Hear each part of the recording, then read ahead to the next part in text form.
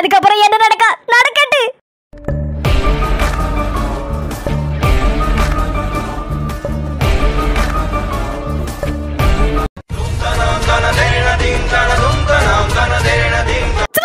ரெண்டு கிழவிகளும் தலையில துண்ட போட்டுட்டு ஒப்பாரி வச்சிட்டு இருக்கு. அதுவும் வெள்ளை கிழவி வீட்டு முன்னால. என்னன்னு தெரியலையா?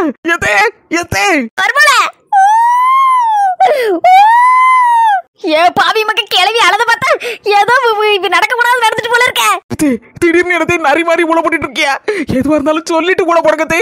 நரி எதுவும் கடிச்சு வச்சுட்டா? இப்ப புரிஞ்சு போச்சு. நரி உங்களை கடிக்கல, நீங்க நரியை கடிச்சு வச்சிட்டியா? அப்படித்தானே காட்டுல நடக்க நரிகிட்ட ஏன் இப்படி சண்டைக்கு போறியா? உங்களுக்கு இதெல்லாம் தேவையாதே? நரி விஷம் வச்சு செத்து போச்சா? அதை அழுதுட்டு நடக்கலாம். ஒன்னும் பயப்படாதீங்க, நான் உங்களை காப்பாத்துதே. மாமியா கிழவி எது வரமாலும் சொல்லி தொலைக்க வேண்டியதானே? மர்மோல உசுர வாங்கிக்கிட்டு இது சொல்லதுக்குள்ள நாளைக்கு ஆயிரம் விடிச்சிரும் போல இருக்கு. நாங்க போறோம். பொல்லாத விஷயம் நடந்து போச்சு. மாமியா கிழவி என்ன நடந்து சொல்ல போறீங்களா? என் பொறுமையை சோதிக்காதியா. சங்கு பிடிச்சு நெரிச்சு போறேன். பாட்டை படிக்க பாட்டு கிளவி சொல்லதுக்குள்ள அடுத்த வீடியோ வந்துரும் போல இருக்க. செவ்வாய்க்கிழமை மர்மோல நடக்க விடாத விஷயம் நம்ம ஊர்ல நடந்து போச்சு. மர்மோல என் ஃப்ரெண்டு அதான் 3 ரோசஸ்ல ஒரு ரோஸ் மண்டைய போட்டுட்டு மர்மோல 2 ரோஸ் இருக்கு. அப்படின்னா மண்டைய போட்டது வெள்ளை கிழவியா? என்னத்த பெரிய குண்டத்துக்கு போடுதியா? வெள்ளை கிழவி அப்படிதான் மர்மோல பெரிய டிக்கெட்டா வாங்கிட்டு போய் சேர்ந்துட்டாளே. நெசமாவா சொல்லுதியா? சின்னப்படு நாங்க என்ன பொய்யா சொல்லுதோம்? எங்களை பார்த்தாலே தெரியலையா? தெரிஞ்சு நல்லதா இருந்தா நாங்க எல்லாரும் ஒன்று போல உட்கார்ந்து முறுக்கு தின்னு கொஞ்ச நேரம் ஆகல. வெள்ளை இவளுக்கு ஒரு மாதிரி வந்துச்சு. என் மேல சாச்சா. நாங்களும் மூச்சை பார்க்கவும் மூச்சு இல்ல, ஒரு அடியா போட்டுட்டு போயிட்டா. சின்னப்படு கிளவி மண்டைய போட்டது கொஞ்சம் சந்தோஷமான விஷயமா இருந்தாலும் ஒரு பக்கம் மனசுக்கு ரொம்ப கஷ்டமா இருக்கு. சின்னப்படு எனக்கே சங்கடமா இருக்க. 3 ரோஸ் எப்படி தாங்க போதுன்னு தெரியல இந்த இழப்ப. வரமால இந்த யாரு பிளேடும் இல்லாம வெள்ளை கிளம்பி டிக்கெட் எடுத்துட்டா வந்துக்கா. நான் பாக்கும் என் கண்ணு 2 கண்ணால பார்த்தேன் வந்துக்கா. 2 பேர் 2 வெள்ளை அங்கி போட்டுட்டு அவளை அப்படி வானத்துல மெதுவா தூக்கி கொண்டே போயிட்டாங்க வந்துக்கா. அவளும் சிரிச்சுக்கிட்டு பறந்து போய்கிட்டே இருக்கா. மேல பொண்ணல நாங்களும் ஆட பாத்துட்டு இருந்தோம். அப்ப நான் சுந்தர வரமால அவன் மண்டையை விட்டு மேல டிக்கெட் எடுத்துட்டானே. ஏத்தே என்னாலேயே தாங்க முடியலையே. உங்களால எப்படித்தான் இருக்க போறியா? 3 பேரும் அடிப்படி பாடுவியா? அடுத்த நிமிஷம் ஒன்னா சுத்திட்டு கிடப்பியா? என்னதே பண்ண போறிய? என்ன ஏத்தே விசிதாவும் மர்மோளுக்கு சொன்னேளா? எனக்கு பேசுறதுக்கு பயமா இருக்கப்பா.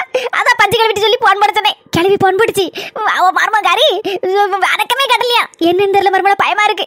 வெள்ளை கிளவிக்கு மோவ வேற வெளியூருக்கு போயிருக்கா. வரதுக்கு 10 நாளாமா. ஹைதராபாத்தா எந்த ஊருக்கு போயிருக்கா இருக்கு வேலை விஷயமா. இப்ப இவ மட்டும் தான் உங்க வீட்டுல கிடக்கா. இப்ப வருவா போல இருக்கு. எப்படி மாமியாஜத்தை வராம இருக்க மாட்டாள? எப்படி இப்ப வருவா? என்ன ஆக போதோ? இது வெள்ளை கிழவி எங்கத்தே? வீட்டுக்குள்ள பாரு மர்மோல. அண்ணா பாரு வச்சிருக்கோம் பாரு. யா வெள்ளை மக்கா ஒண்ணு நம்பிலாம் அவ்வளவு நாளும் நியூஸ் பேப்பர் வாங்காம இருந்தே. டெய்லி ஒவ்வொரு நியூஸா கொண்டாருவீக்கா. இது யாருக்கா எங்களுக்கு இதெல்லாம் சொல்லுவா? எத்தனை நேரம் உங்களுக்கு எனக்கு எவ்வளவு குடுமி பிடி சண்டை கூட நடந்திருக்கு. அப்பெல்லாம் என் வெள்ளை கிழவி அப்படின்னு சொல்லி சொல்லுவேன். நீங்க 4 மணி மீங்க எனவே யாரு என்ன அப்படி கூப்பிடுவா பாசத்தோட? சிறுபடு உனக்கு தெரியுமா? இந்த வெள்ளை கிழவி என்கிட்ட 50,000 கடன் வாங்கியிருக்கு வந்துக்கா. அதான் போய் சேர்ந்தாச்சே. ஒரு எப்படி பின்னாலேயே போய் வாங்கவா முடியும்? மர்மா வரட்டும் எப்படியா சொல்லி 50,000 வாங்கிடணும். அதுக்கு ஒரு 5-6 மாசம் வட்டி வேற தரல வந்துக்கா. அதையும் சேர்த்து வட்டியோட வசூல் பண்ணிடணும். சில தை ஒய்யாம வெள்ளை மக்க சொல்லுவா, நான் சீக்கிரம் சாக மாட்டேன், அப்படியே செத்தாலும் திரும்ப உசுரோட வந்துருவேன் அப்படின்னு சொல்லி சொல்லுவா. ஆமாக்கா அவளுக்கு இன்னும் பெசலட்டு குழி தோண்ட சொல்லணும். இந்த 10 ஆளுக்குலாம் 6 அடி குழினா இவளுக்கு மட்டும் 60 அடி ஆழத்துல குழியை தொடணும்க்கா. அப்பதாங்க வெளியே வரமாட்டா சீக்கிரத்துல. மர்மோல வெள்ளை மக்காவை கொண்டு போவா உள்ள காட்டுக்கு. அதுக்கு முன்னால ஒரு 5-6 கிலோ போல கடுகு வாங்கி வச்சுக்கிட சொல்லுன்னா. எதுக்கு கடுகு வாங்கணும்? சம்மந்தமே இல்லாம என்னத்தையும் சொல்லிட்டு அடக்கிய. கடுகு வச்சு வந்த ஆளுகளுக்கெல்லாம் அல்வாவா கிண்டி கொடுக்க முடியும். அட சின்ன பொண்ணு என்ன பேசுத? கிராமத்துல எல்லாம் இந்த ஒரு பழக்கம் உண்டு. இந்த கடுகு வாங்கி அப்படியே சுடுகாட்டு போற வரைக்கும் வீட்டு வாசல்ல இருந்தே தூவிட்டே போவாங்க. கடைசி வரைக்கும் தூவிடணும். மர்மோல ராத்திரி போல எந்திரிச்சு செத்தாளி வீட்டுக்கு வரலாம் நினைச்சிட்டு பாக்குமா. அந்த ஆளு வழி நடுவ கடுவு இருக்குமா. அந்த கடுவை ஒண்ணா பொறுக்கிட்டு வரதுக்குள்ள பிடிச்சு போயிருமா. எங்க இருந்து வீட்டுக்கு வர அந்த ஆளு மறுபடியும் போய் சேர்ந்துருமா. இதே மாதிரிதான் மர்மோல. அதனால வீட்டுக்கே வர மாட்டாங்க பத்தியா. அதுக்கு இந்த மாதிரி பண்ணுவோம். சின்ன பொண்ணு என் வீட்டுக்கார செத்ததுக்குலாம் வந்துடக்கூடாது அவர் அப்படின்னு 2 கிலோ கடுவை வாங்கி நல்ல நெடுவா தூவ சொல்லிட்டேன். அதான் மர்மோல நம்ம வெள்ளை மக்காக்கலாம் 1 கிலோ 2 கிலோ கடுகு வாங்கி போட்டோன்னு வச்சுக்க, ராத்திரி ராமானமா அவளத்தி படபடன்னு புறக்கிக்கிட்டு வாடியே வந்துருவா விடியும்னு. என்னையும் நம்ம பச்சைக்காம தேடி. எத்தே உங்களுக்கு யாத்த அந்த கவலை? யான் தூட்டுல யான் செலவுல உங்களுக்கு ஒரு மூட்டை கடுவை வாங்கி நெடுவ விதைச்சிட மாட்டேன். என் மாமியா கிழவி அதான் என் துட்டுல ஒரு மூட்டை கடுகு வாங்கி விதைச்சிருந்தேன்னு சொல்லிருக்கோம்ல. புறவிதுக்கு போறது கண்ணீர் வடிச்சு நடக்கிய மர்மல கிழவி சனிக்கிழமை செத்துருக்கா. அதான் மர்மல பயமா இருக்கு. சனி போடும் தடக்கி யாரையாவது கூப்பிடும் மர்மல. அதுதான் நாங்க 2 பேரும் பயந்து போய் கிடக்கும். அப்ப இதுக்குதான் 2 கிழவிகள் கிடந்து ஒப்பாரி வச்சிருக்கு. மத்தபடி ஃப்ரெண்டு மேல ஒரு பாசம் இல்ல போல இருக்க. மாமியா கிழவி ரொம்ப அழுதுட்டு இருந்தீங்கன்னு வச்சுக்கோங்க, உங்களையும் கூட தொடங்கி அனுப்பி வச்சிருவேன். யாருமா அங்க இருக்காங்க? வெள்ளையம்மா பாட்டி வீடு தானே? யார் இது புதுசா இருக்கு? உங்களை இதுக்கு முன்னால பார்த்ததே இல்லையே. பாட்டி நான் எல்ஐசி ஏஜென்ட். இந்த பாட்டி வந்து என்கிட்ட எல்ஐசி ரூபா போட்டிருக்காங்க. 2 லட்சம் ரூபாய் பாலிசி எடுத்திருக்காங்க அவங்க உசுருக்கு. சும்மா 2 லட்சம் ரூபாயா? 2 லட்சம் ரூபாய் கிடைக்குமா? அங்க மரணத்துக்கு பிறகு 2 லட்சம் ரூபாய் கிடைக்கும். யாருக்கு கிடைக்கும்? இந்த பாட்டி அவங்க மோமரத்தை வாரிசா போட சொன்னாங்க. அதுக்கப்புறம் கடைசியில பார்த்தா என்கிட்ட அவன் மௌனும் மருமோல வந்து ஒரே சண்டை. மருமோ என் பேரை தான் போடணும்னு கடைசியில அவன் மருமோ பேரே வாரிசா போட்டாச்சு. அப்ப 2 லட்சம் ரூபாய் யாருக்கு போகும்? வேற யாருக்கு? ஆட்டோமேட்டிக்கா அவங்க மருமோளுக்கு தான் போவோம். 2 லட்சம் ரூபாய் சோலையா கிடைக்கும். சிறுபுண்ணு சுள்ள மாதிரி இருந்துச்சு. என்ன சுவாலியெல்லாம் வந்திருக்க பத்தியா வெள்ளையம்மா கிழவிக்கு? மருமவா சொம்மாடியா 2 லட்சம் ரூபாய் பாலிசிக்கு அவளையே வாரிசா போட்டிருக்க பத்தியா? சின்ன இந்த ஐடியா இவ்வளவு நாள் உனக்கு வந்திருக்க எனக்கு வந்திருக்கா? மாமியை செத்து இவ்வளவு நேரம் ஆச்சு. மருமகாரி ஆள் அணக்கட்ட காணல பத்தியா? எலிசி ஆளை மட்டும் அனுப்பி விட்டுருக்கா. நானும் வெள்ளையம்மா கிழவி மருமோள என்னவோ நினைச்சு பட்டு பயங்கர ஆளாதான் இருப்ப இருக்கு. சிறுபுண்ணு இந்த அண்ணே ரொம்ப நல்லா ராசியான ஆளா இருக்காரு. வெள்ளையம்மா கிழவிக்கு பாலிசி போட்ட மாதிரி என் மாமியாளுக்கு ஒரு பாலிசி போடுறதுக்கு சொல்ல போறேன். என் மாமியாருக்கு வாரிசு யார் தெரியுமா? நான் தான். இந்த 4 முடி தான். சார் நல்லா இருப்பியா? என் மாமியா பேர்லயும் ஒரு 5 லட்சம் ரூபாய்க்கு ஒரு பாலிசியை போட்டு விடுங்க சார். சீக்கிரம் போட்டுடலாமா? ஒன்னும் பிரச்சனை இல்ல. என் மாமியாருக்கு வாரிசு நான் தான். என் பேரு 4 முடி வசந்தின்னு கொட்ட எழுத்துல போடுங்க சார். எப்ப சார் அந்த 5 லட்சம் கிடைக்கும்? இப்ப என்னமா தெரிஞ்சுட்டு தான் பேசுதியா? அதுக்கு உங்க மாமியார் சாவணுமா? செத்ததுல பணம் கிடைக்கும். அத பத்தி உங்களுக்கு என்ன சார் கவலை? அதெல்லாம் நான் பாத்துக்கிட்டேன். இந்த பாருங்கம்மா, வெள்ளையம்மா பாட்டி சாவல. எனக்கு ஒரு சந்தேகம் இருக்கு. அதனால அவங்க மருமோட்ட கேட்டதுக்கு பரவாயில்ல போஸ்ட்மார்ட்டம் பண்ணிருங்க, துட்ட மட்டும் எனக்கு அனுப்பி விட்டுருங்க அப்படின்னு சொல்லிட்டாங்க. அதனால இப்போ போஸ்ட்மார்ட்டத்தை ஆரம்பிக்கிறதுதான் நாங்க ரெடியா வந்திருக்கோம். என்னையா பண்ண போறீங்க? செல்லக்குட்டி எங்க அண்ணன் இல்லாத நேரத்துல அவளை பாடா படுத்துனே. ஒருவேளை எங்க அண்ணன் வந்துட்டான், வந்து ஒண்ணு போட்டு கொடுத்துருவாளா என்ன பத்தி? உங்க தங்கச்சிக்காரி அந்த கொடுமை படுத்தினா இந்த கொடுமை படுத்தினா நாத்தனா கொடுமை என்னால தாங்க முடியல அப்படின்னு சொல்லுவாளோ? பாப்போம் சொல்லுதாளா இல்லையான்னு. ஏடி அங்க கிடந்து என்ன தேடி உத்து பாத்துட்டு இருக்க? ஏம்மா இங்க வா, என்னவோ முக்கியமான விஷயம் பேச போல இருக்கு. உன் மொவன்ட்ட என்ன சொல்ல போறாளோ தெரியல. நம்மளை பத்தி எதுவும் சொல்லுதாளான்னு பாப்போம். வாமா குளிச்சிருந்து கேப்போம். ஏ பாவி மக்கா, பால் பாயசம் வச்சிருக்கா. நம்ம கண்ணுல காட்டினாலா? என்னங்க மாமாய் பால் பாயசம்?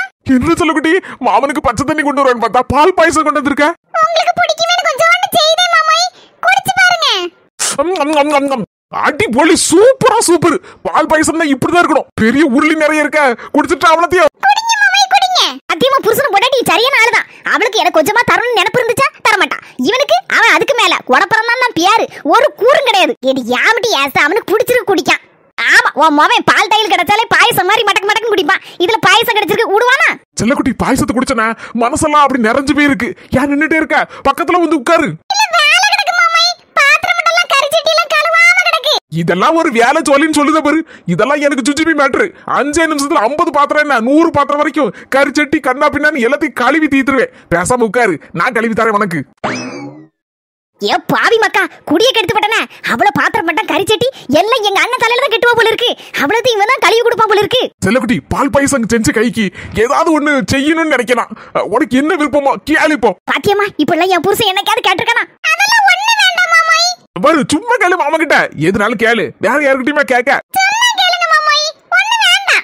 பாப்பா என்ன நடிப்பு? ஒண்ணு வேண்டாமா? ஒண்ணு இந்த பாடுறா செல்லக்குட்டி, இந்த மாமனை பத்தி நீ என்ன நினைச்சிட்டு இருக்க? என் தங்கச்சி புருஷனை பாரி, ஒண்ணு கத்தவை ஒப்பேறாதவை, 5 பைசாக்கு பிரயோஜனம் இல்லாதவை அப்படின்னு நினைச்சிட்டு இருக்கியோ? பாத்தியமா சைடு கேப்ல என் புருஷனை பத்தி எப்படிலாம் பேசானு. என் புருஷன் காலையில கனடா மத்தியான சிங்கப்பூர்ல திருட்டு வந்திருக்காரு. இவன் இப்படி சொல்லுவான். இப்ப நடந்ததை வச்சு சொல்லலாமே. முன்னால உன் வீட்டுக்காரர் அப்படி இருந்தாருல, அதை வச்சு சொல்லுவான். நீ உன் மோகனை விட்டு கொடுப்பியா? என் புருஷன் இப்ப குவாடியில புரண்டுட்டு கிடக்காரு. இப்ப என்ன பதில் சொல்லுவான் சொல்லு. ஒத்துக்கிட்டு இன்னைக்கு அவரு குவாடியில புரண்டுட்டு கிடந்தாலும் அன்னைக்கு தெருக்கோடியில நின்னவர் தானே, உன்னையும் நிப்பாட்டினவர் தானே. புரிஞ்சு போச்சுமா? புரிஞ்சு போச்சு, எல்லாம் புரிஞ்சு போச்சு. என் புருஷன் இப்ப நல்ல சம்பளம் பொறாம அப்படி ஒரு ஆமை. ஏடி நான் எதுக்கிட்டி பொறாமப்பட போறேன்? உங்க அண்ணன் எதுக்கு பொறாமப்பட போறான்? நீ நல்லா இருந்தா உன் புருஷன் நல்லா இருந்தா எங்களுக்கு அதே போதும் டி. வாயால வடச்சுடாத போதும். உன் கோவத்தை கொஞ்சம் அடக்கிட்டி. ஏடி இப்ப நீ மாசமா இருக்க எப்படி கோவப்படக்கூடாது? உன்ன உடனே அந்த காரணத்தை சொல்லு. என் குணமே அப்படிதான். பேசாம இரி. ஏடி அவ புருஷன் முன்னாடி பேசிட்டு இருப்பாவா? அது ஊடல வந்து எட்டி பாத்துட்டு இருக்க. மண்டல ஏதாவது அறிவு இருக்கட்டி? நீனும் கூப்பிட்டு நானும் வந்த மாதிரி என்ன செருப்பகலத்தை அடிக்கணும். நான் போறேன் வந்து சேருட்டி. நீ போ இப்பதான் நிம்மதி. வாங்கிட்டு கேட்டா இப்படிதான் சொல்லுவேன். விடிய விடிய கதை கேட்டுட்டு ஒண்ணு வேண்டாம். அதனால நானே தாரேன். என்ன கொடுக்க போறேன்னு தெரியலையே படுபாவி. பாவி 500 நோட்டு. இந்தா வாய பழக்காத. உனக்கு என்ன தேவையோ இத வச்சு வாங்கிக்கோ. 5000 ரூபாய் இருக்கு. இருக்கட்டும் மாமாய், நீங்க வச்சிடுங்க. நான் கேக்கும்போது தாங்க. வரே எப்போ வச்சிருப்பேன் எப்போ காலி பண்ணுவேன்னு எனக்கே தெரியாது. இந்த வாங்கிக்கிடு. சரி மாமாய், தேங்க்ஸ். நமக்குள்ள எதுக்கு தேங்க்ஸ்? பத்திரமா வச்சுக்கண்ணா. பொண்டாட்டி கொடுக்கும் போது கண்டிப்பா நான் கிட்ட தராம இருக்க மாட்டா. ஒரு 5000 கேப்போம். இதான் சமயம். பத்திரமா கொண்டு பீரோல வை. காக்கா திட்டி விடாம.